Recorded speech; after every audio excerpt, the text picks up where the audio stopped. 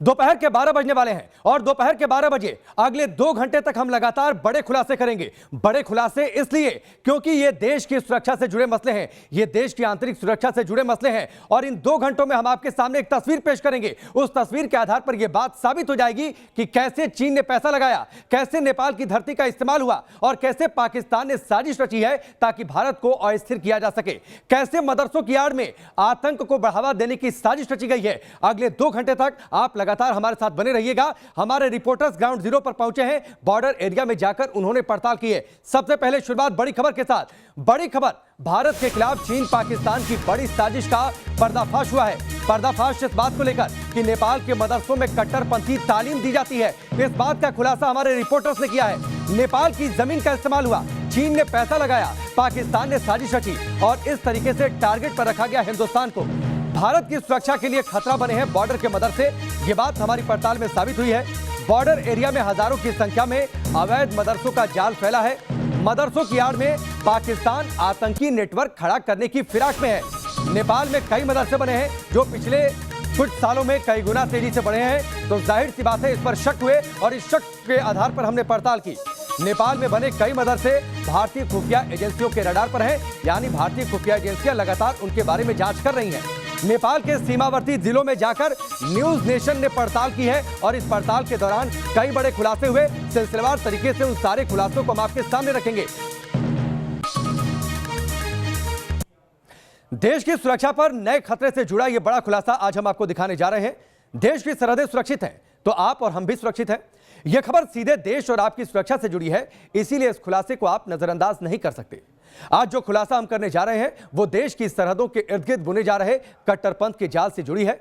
Bharat Nepal border पर कैसे मदरसों को मुखौटा बनाकर जिहादी नेटवर्क तैयार किया जा रहा है, कैसे अचानक बॉर्डर एरिया में मदरसों की संख्या बढ़ गई है और कैसे नेपाल को मोहरा बनाकर चीन के पैसे से पाकिस्तान के प्यादे हिंदुस्तान के खिलाफ साजिश रचने में लगे हैं। इसको लेकर एक एक खुलासा हम करेंगे। अगले 2 घंटे तक आप हमारे साथ बने रहिए। सबसे पहले शुरुआत में एक रिपोर्ट आप देखिए। ये तीसरा, ये चौथा, ये 5वां, गिन नहीं पाएंगे।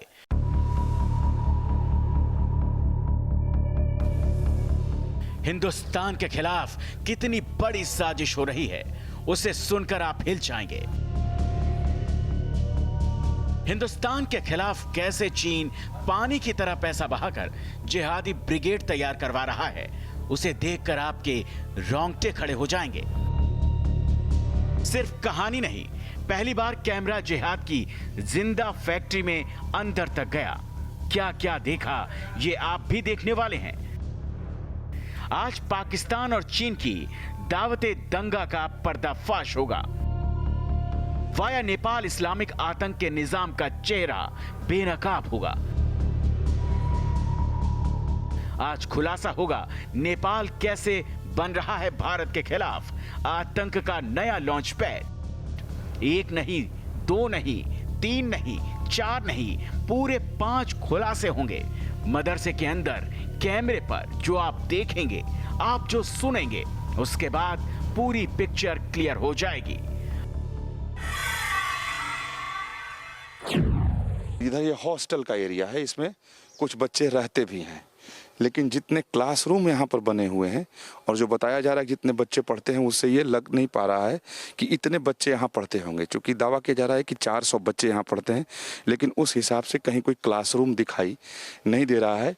ज़्यादा से ज़्यादा ऐसा दिखाई दे रहा है कि लोग यहाँ रहते हों।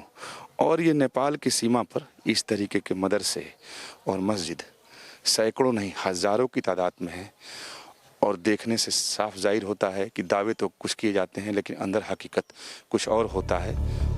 आतंक के इस खुफिया अड्डों का पर्दाफाश करने न्यूज नेशन के संवाददाता यूपी के महाराजगंज से सटे नेपाल के हथियागढ़ गांव भी पहुंचे, जहां धान के खेतों के बीचों बीच बना है ये आलीशान मदरसा, जो पहले से ही भारतीय खुफिया एजेंसी की रडार पर है। जिधर भी निगाह डालें सिर्फ धान का ही खेत है, लेकिन इस खेत के बीच में आप देखें एक जगह मदरसा है और मस्जिद है और काफ़ी बड़ा है और ये काफ़ी बदनाम भी रहा है। पहले यहाँ से हथियार भी बरामद हो चुके हैं, संदिग्ध लोग गिरफ्तार भी हो चुके हैं। कई बार कार्रवाई भी हो चुकी है और ये खुफिया विभाग की निगरानी में भी है। नेपाल के सीमावर्ती जिलों रौताहट, परसा, कपिलवस्तु, सुनसारी और बारा में ऐसे मदरसे हर दूसरे दिन खड़े हो रहे हैं। विदेशी फंडिंग से खड़े हो रहे ये मदरसे भारत विरोधी गतिविधियों के सेंटर बने हुए हैं। नेपाल की जमीन पर बने इन मदरसों में इस्लामिक कट्टरपंथ की तालीम। साल 1941 में नेपाल में पहला मदरसा खुला था और 77 साल बाद यानी 2018 तक नेपाल में रजिस्टर्ड मदरसों की तादाद 907 पहुंच गई। लेकिन नेपाल के बॉर्डर एरिया में अब हजारों अवैध मदरसे तैयार हो चुके हैं। 1988 में इस ऑपरेशन टोपाक की रणनीति पर काम करने के बाद भारत नेपाल सीमा का महत्व अचानक भारत विरोधियों के लिए बढ़ गया। वहाँ पर आईएसआई का इन्वॉल्वमेंट बढ़ गया। आईएसआई और चाइना का मिले जुले ऑपरेशंस होने लगे। भारत नेपाल के बॉर्डर एरिया में बन रहे इन मदरसों के पीछे आईएसआई का दिमाग है, जबकि पैसा चीन लगा रहा है।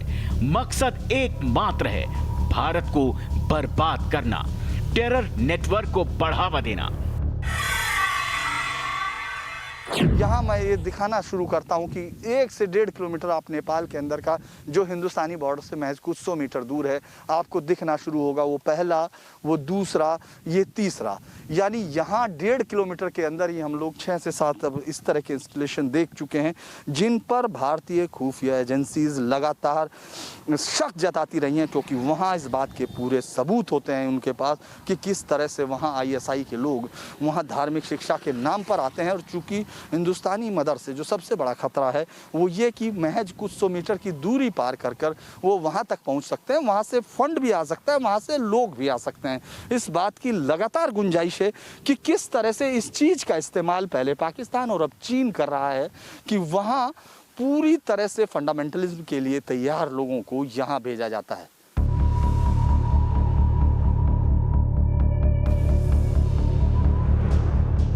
भारत नेपाल बॉर्डर से विकास चंद्र और धीरेन्द्र पुंजीर के साथ टीम न्यूज नेशन। तो आपने ये रिपोर्ट देखी। इस रिपोर्ट में खुलासा हो गया कि कैसे पिछले 77 सालों में भारत नेपाल बॉर्डर पर 900% की रफ्तार से वहां पर मदरसे बढ़े हैं। यहां पर इस्लामिक शिक्षा की आड़ में कट्टरपंथ की तालीम दी जाती है, वहां पर आतंकियों को एक्सपोर्ट किया जाता है।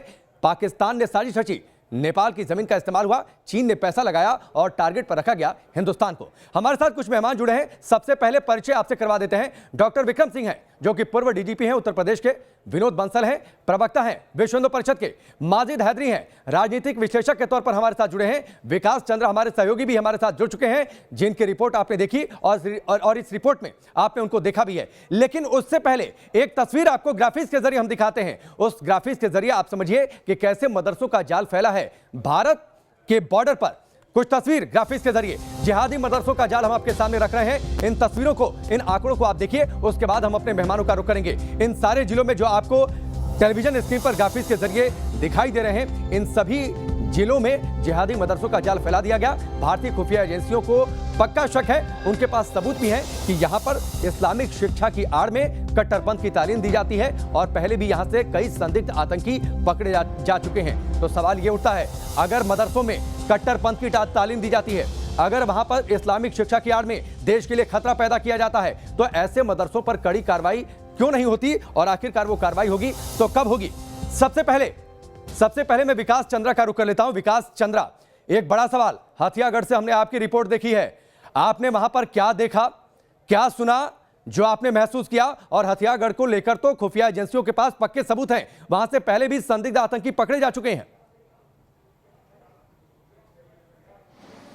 जी बिल्कुल, देखिए एक दो चीज़ें समझनी पड़ेंगी कि ऐसा नहीं है कि हिंदुस्तान में सिर्फ मुसलमान जो हैं वो भारत नेपाल की सीमा पर रहते हैं, पूरे देश में रहते हैं और अच्छी खासी संख्या में रहते हैं और बड़े बड़े शहरों में रहते हैं और दूसरे भी तमाम जगह हैं।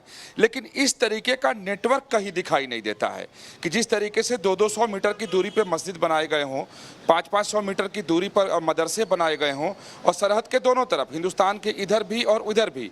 और आश्चर्य होता है हथियागढ़ जैसे मदरसे को देखने के बाद कि बीच खेत में सरहद के पास जिसको न रास्ता है, न वहाँ बिजली का कनेक्शन है, न पानी की व्यवस्था है। हालांकि उन्होंने सब अपनी व्यवस्था कर ली है, पूरा सोलर पैनल लगा हुआ है, बड़े बड़े जनरेटर रखे हुए हैं जो रात भर वहां पर चलते रहते हैं। तो सवाल उठता है कि अगर सिर्फ शिक्षा देना ही उनका मकसद है तो इस तरीके से सरहद के पार धान के खेत में बिना किसी सुविधा के और बिना किसी सरकारी और राजकीय व्यवस्था के वहां पे बना हुआ है, यानी बिजली उनका व्यवस्था उन्होंने अपनी की, पानी की व्यवस्था अपनी की, सारे उनके, और कोई दूसरा उधर जा भी नहीं सकता है। तो इस तरह के कदम कदम पर, हालांकि वहाँ हजारों की संख्या में मदरसे उस पूरे सरहदी इलाके में, मैं भी कहना चाहूंगा कि सारे मदरसे जो ऐसे नहीं है, कुछ ऐसे मदरसे हैं जो वाजिब में पढ़ाते हैं लेकिन उनकी संख्या बहुत कम है। वो गिने चुने ऐसे मदरसे हैं जो वाजिब में पढ़ाते हैं, बच्चों को तालीम देते हैं। बिल्कुल सही बात है विकास, लेकिन बड़ी तादाद ऐसे मदरसों की भी है जहां पर कट्टरपंथ की तालीम दी जाती है, जहां पर इस्लामिक शिक्षा की आड़ में कट्टरपंथ को बढ़ावा दिया जाता है। आपकी इस रिपोर्ट में हमने पूरे देश को वो तस्वीर दिखाई है।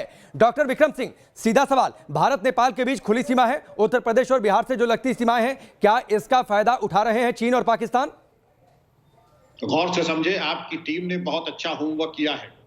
पूरे इंडो नेपाल बॉर्डर की लंबाई 1770 किलोमीटर है। उत्तर प्रदेश के 13 जिलों में 1350 किलोमीटर है। ठीक है, आपने कहा किसी धर्म की आलोचना करना हमको शोभा नहीं देता, ना हमें करना चाहिए, सभी धर्म सम्मानीय हैं।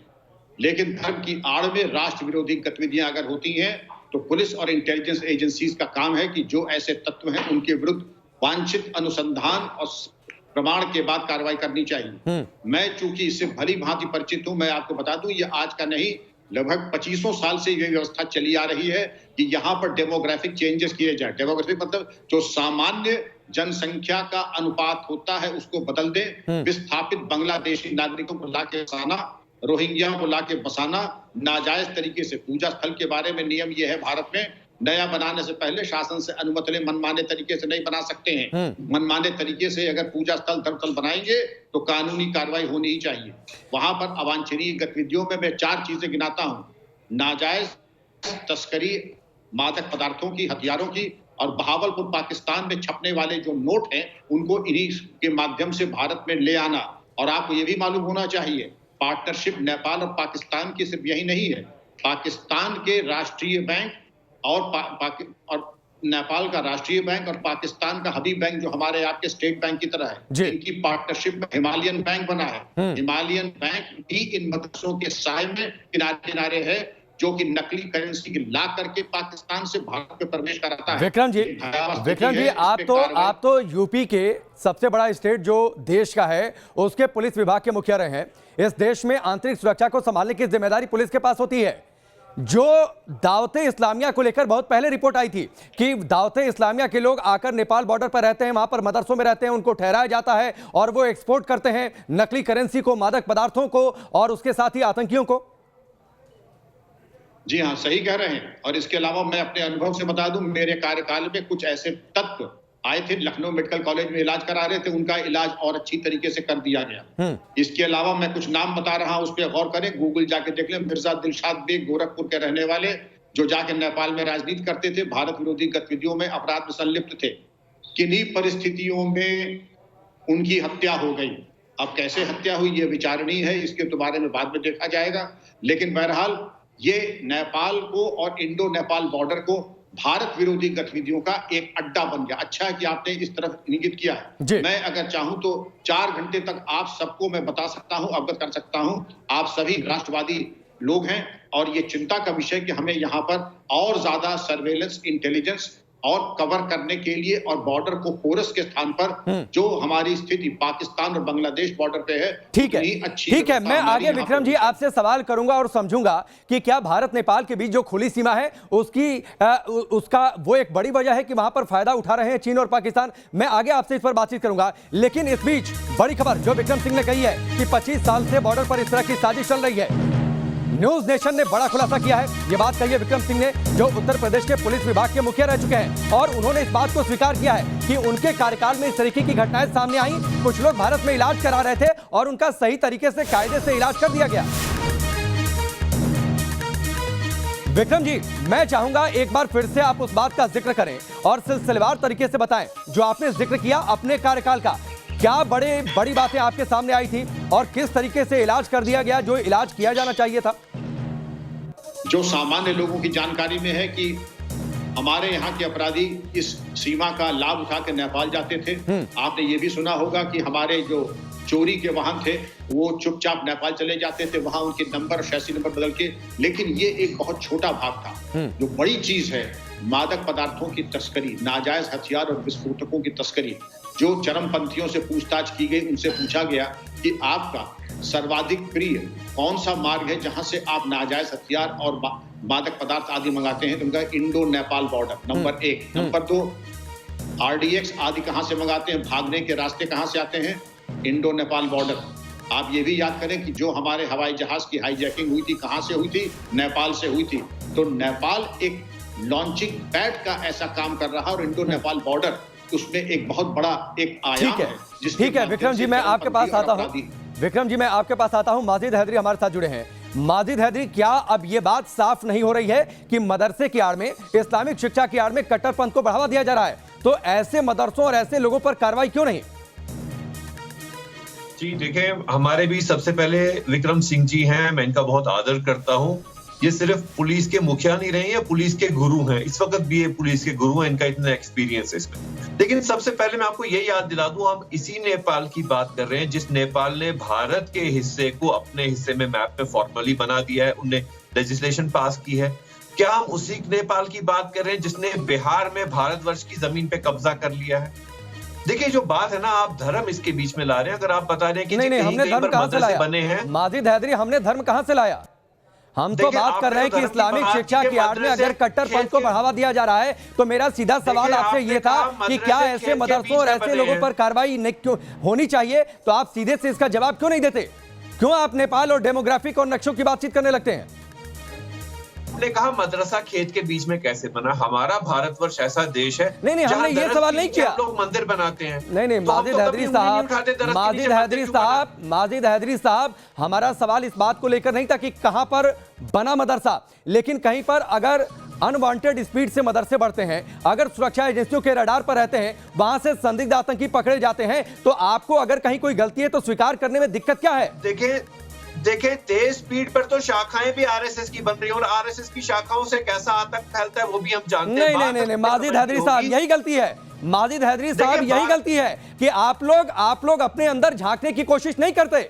यही सबसे बड़ी गलती है। आप हमारे साथ बने रहिए। विनोद बंसल हमारे साथ जुड़े हुए हैं। ठीक है, नहीं, माजिद हैदरी साहब, जहां गलती होगी वो देखना पड़ेगा, स्वीकार करना पड़ेगा। अगर स्वीकार नहीं करेंगे गलतियां, अगर झांकने की कोशिश नहीं करेंगे, तो गलतियों को दूर नहीं किया जा सकता। आप मेरी बात तो समझे पहले। नहीं, मैं समझ रहा हूं आपकी बात, आप मेरी बात नहीं समझ रहे हैं। चलिए, आप मेरे साथ बने रहिए। खुलासा बड़ा है, लंबे समय तक हम लोग साथ में रहेंगे, बातचीत आगे होगी। जल्द वापस लौटते हैं एक छोटे से ब्रेक के बाद।